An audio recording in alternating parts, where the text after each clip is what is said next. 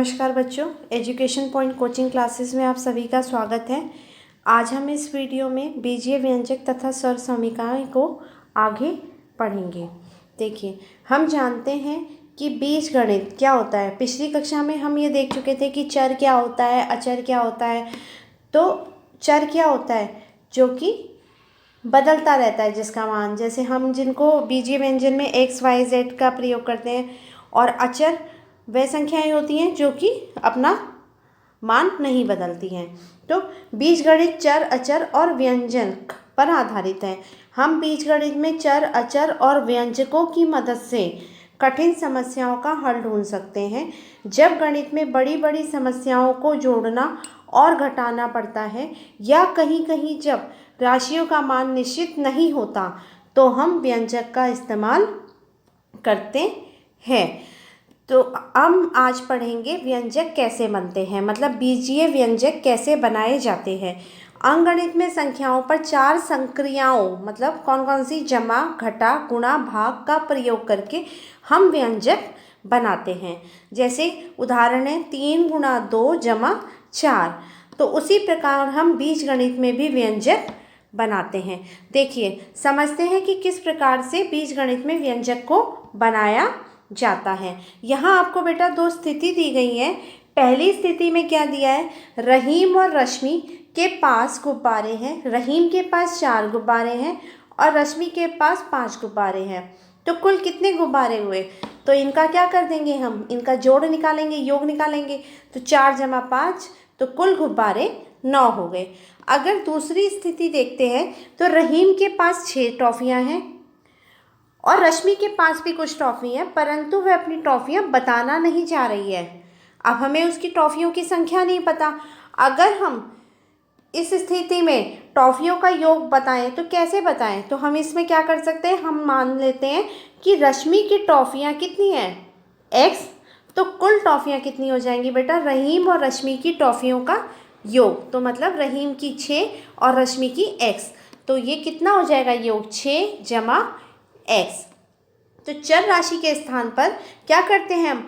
अंग्रेजी भाषा के अक्षरों का प्रयोग करते हैं। तो यहाँ जो ये x है बेटा, ये चर है, मतलब इसका मान कुछ भी हो सकता है, 2, 3, 4, कुछ भी। तो ये चर है। तो हम चर के लिए x, y, z, a, b, c, p, q, r कुछ भी अंग्रेजी अक्षरों का प्रयोग कर सकते हैं। तो कुल टॉफियों की संख्या निकालनी संभव नहीं थी, परंतु हमने क्या किया? चर राशि x मानते हुए समस्या हल हो गई। तो इसी तरीके से हम उन समस्याओं का हल निकाल सकते हैं जिनके कि हमें किसी एक का मान ज्ञात ना हो। तो देखिए, यहाँ बेटा एक आपको दे रखा है, क्या दिया हुआ है? अध्यापिका ने कक्षा में 3 छात्रों जिनके नाम संचित, गुरलीन और अब्दुल हैं को बुलाकर तीनों को कुछ पेंसिल दी। संचित, मुझे 4 पेंसिल मिली हैं। गुरलीन, मुझे 3 पेंसिल मिली हैं। और अब्दुल कहता है मुझे कुछ पेंसिल। तो ये कुछ क्या है बेटा? कितनी? मान लिया कि जो अब्दुल के पास पेंसिल है वो कितनी है? x। तो अगर हमें कुल पेंसिलें कितनी होंगी? 4 संचित की जमा 3 गुरलीन और जमा x अब्दुल की। तो ये इसका क्या हो जाएगा? 4 जमा 3 7 जमा x। हम जब योग करते हैं बेटा, तो जो आपकी अचर राशि होती है उसका हम योग लिख देंगे और जो चर राशि है उसको अलग प्लस में दिखाते हैं। तो यहाँ देखिए क्या है? पेंसिलों, स्वाति के पास p है और मुकेश के पास 5 है।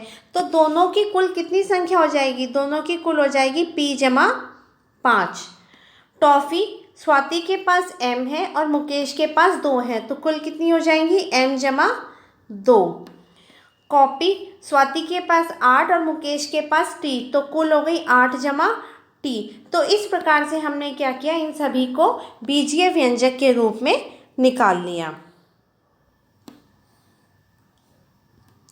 देखिए, निम्नलिखित को मौखिक कथनों को बीजीय व्यंजन में बदले। राम, मेरी आयु x वर्ष है। राम की x।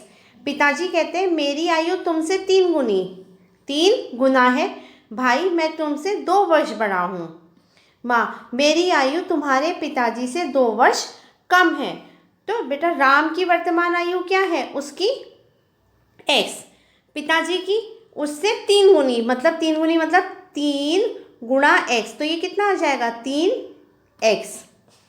माँ की वर्तमान आयु, मेरी आयु तुम्हारे पिताजी से 2 वर्ष कम है, मतलब जो पिताजी की आयु है उसमें आपने 2 वर्ष कम कर देना है, तो 3x घटा 2। भाई की वर्तमान आयु कितनी है, मैं तुमसे 2 वर्ष बड़ा हूँ, तो राम की x है और भाई 2 वर्ष बड़ा, मतलब जमा 2 हो गया। माँ और भाई की आयु का योग है, कितना योग है, माँ की वर्तमान आयु है 3x घटा 2 और भाई की है x जमा 2, तो इसका योग हो जाएगा x जमा 2। तो ये 3x और x कितने हो गए, 1x, 4x हो गया बेटा। जो आपकी चर राशियां हैं उनका योग एक साथ में रखेंगे और अचर का साथ में, तो ये घटा 2 जमा 2, तो 2 घटा 2 0 हो जाएगा। तो इनकी दोनों की आयु का योग कितना हो जाएगा, 4x। आज के लिए इतना ही। उम्मीद करती हूँ कि आप संख्याओं को, मानों को बीजीय व्यंजक में बदलना सीख गए होंगे। अब हम अगली वीडियो में मिलेंगे, तब तक के लिए टेक केयर, बाय।